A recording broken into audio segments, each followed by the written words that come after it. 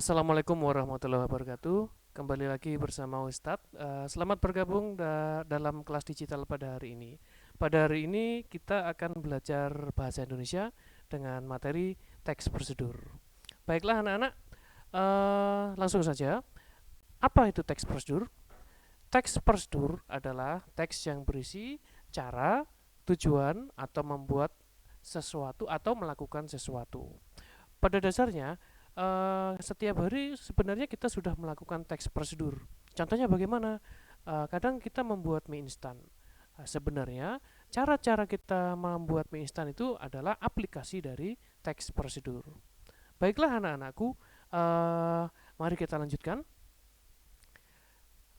Teks prosedur memiliki beberapa ciri. Yang pertama adalah menggunakan kata kerja aktif. Pada umumnya, kata yang digunakan dalam membuat teks prosedur adalah kata kerja aktif yang memberikan sebuah tindakan kepada objeknya. Contohnya adalah membungkus, memotong, mengaduk, menyiram, dan lain sebagainya. Ciri yang kedua adalah menggunakan kalimat perintah atau imperatif. Kalimat imperatif adalah kalimat yang mengandung makna meminta atau memerintahkan seseorang untuk melakukan sesuatu. Contohnya adalah tambahkan gula, kemudian aduklah sampai rata. Bilas dengan air hangat sampai bersih. Potonglah wortel dengan bentuk bulat dan tipis, dan sebagainya. Ciri selanjutnya yaitu menggunakan kata keterangan. Kata keterangan bertujuan untuk menyatakan rincian tempat, waktu, dan cara-cara atau langkah-langkah yang akurat. Contohnya, gunakan krim ini hanya pada malam hari sebelum tidur. Jauhkan dari jangkauan anak-anak berusia di bawah 3 tahun. Selanjutnya adalah ciri-ciri yang keempat, terdapat kalimat larangan. Teks prosedur biasanya menggunakan kalimat yang bersifat larangan untuk memberi saran kepada pembaca atau pendengar. Contohnya, jangan menaruh garam terlalu banyak, atau sebaiknya tidak menggunakan air panas.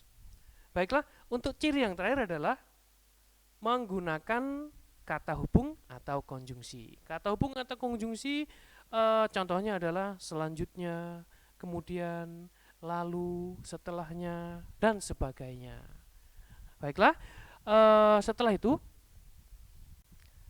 teks prosedur memiliki struktur. Agar penulisannya kita mudah, teks prosedur selalu memiliki struktur. Apa saja struktur yang biasanya terdapat dalam teks prosedur? Yang pertama adalah tujuan.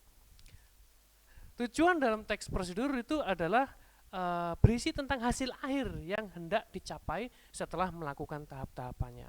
Dalam hal ini biasanya tujuan diletakkan dalam judul dalam sebuah teks. Yang kedua adalah materi atau bahan-bahan.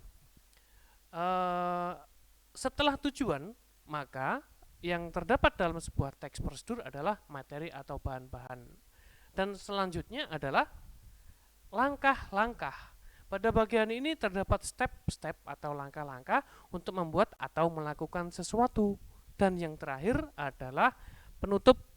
Jika penutup ini sifatnya tidak harus, kadang ada di dalam sebuah teks prosedur, kadang tidak ada. Baiklah anak-anakku, Ustadz rasa cukup sekian penjelasan dari Ustadz. Bagaimana? Sudah jelas ya? Dan sekarang Ustadz sajikan sebuah contoh teks prosedur lengkap dengan strukturnya. Ustadz sudah buat, silakan diperhatikan. Yang pertama, yang atas itu sebuah judul, berarti itu adalah sebuah tujuan dari teks tersebut dibuat. Yang kedua, bahan-bahan, di situ dituliskan apa saja yang dibutuhkan dalam membuat teks prosedur tersebut. Dan ketiga, langkah-langkah. Dan yang terakhir, penutup.